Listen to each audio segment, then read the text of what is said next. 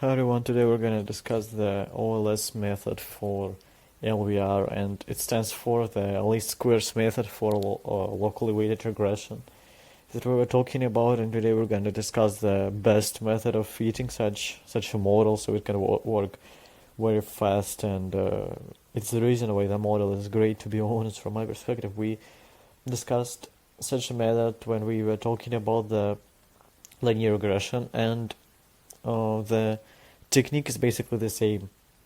We just take the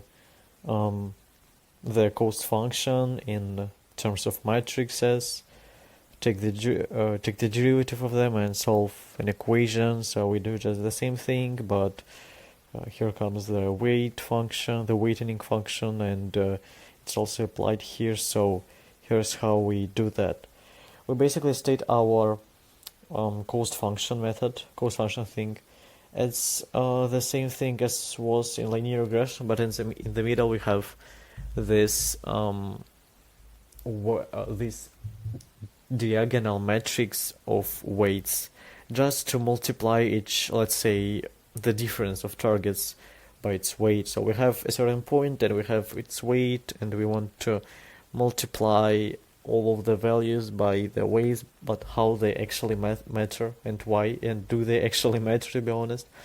Now let's work with matrices, with calculus a bit, because we have this transposed thing. We say that y transposed is exactly y transposed to this x theta, and when it's transposed, it's theta transposed, not x transposed, multiplied by w and y minus x theta. So let's just multiply it all by theta. We have y theta.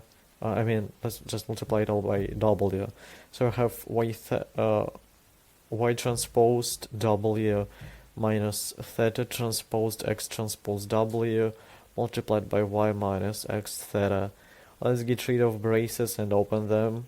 We would get this thing. You can try to check me, but I bet it's correct.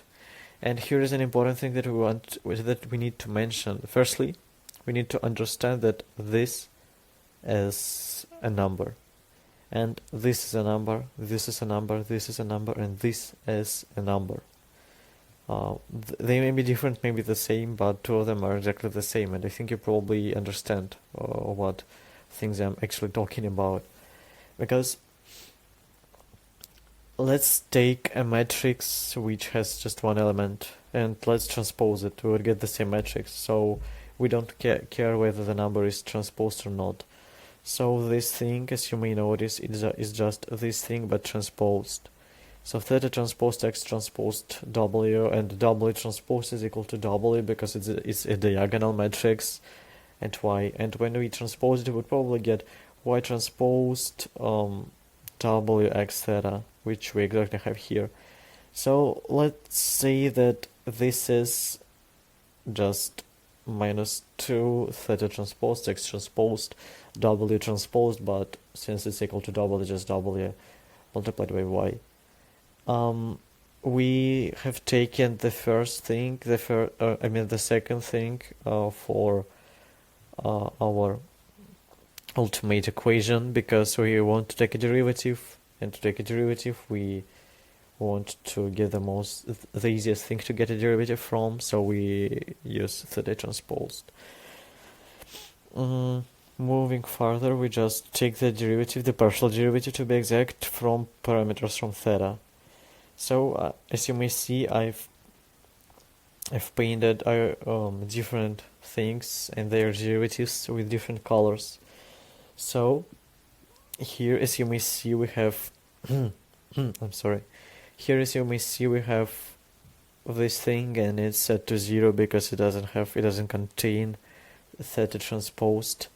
And as you know, in calculus, when we are dealing with derivatives from matrices, we actually use the transposed argument as just an argument, as an x, for example, in just an ordinary derivative. So here we just say that partial derivative of it in respect to theta would be just minus 2x transposed wy.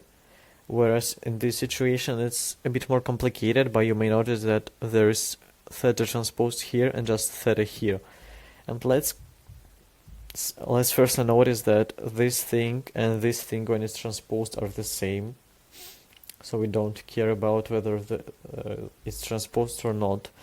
And we have a special formula for theta transpose multiplied by a and multiplied by theta.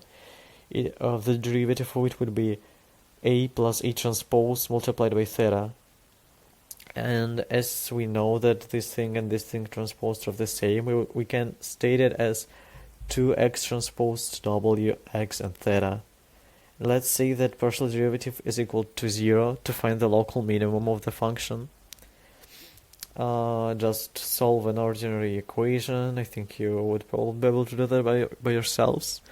And we would get this thing. And this is how to get to the best value of the of our linear regressions parameters within just one iteration. And it's great because in locally weighted regression we just take a point and we need to fit a line going through all of the values, and obviously when we have a few millions of them it wouldn't be comfortable for us to get through them all. But if we used, like, let's be honest, if we used gradient descent, even the stochastic one, we would need to do much more than just go to the best fit line within one iteration. So it's a great method, and everybody uses that for this special algorithm. So it's kind of great.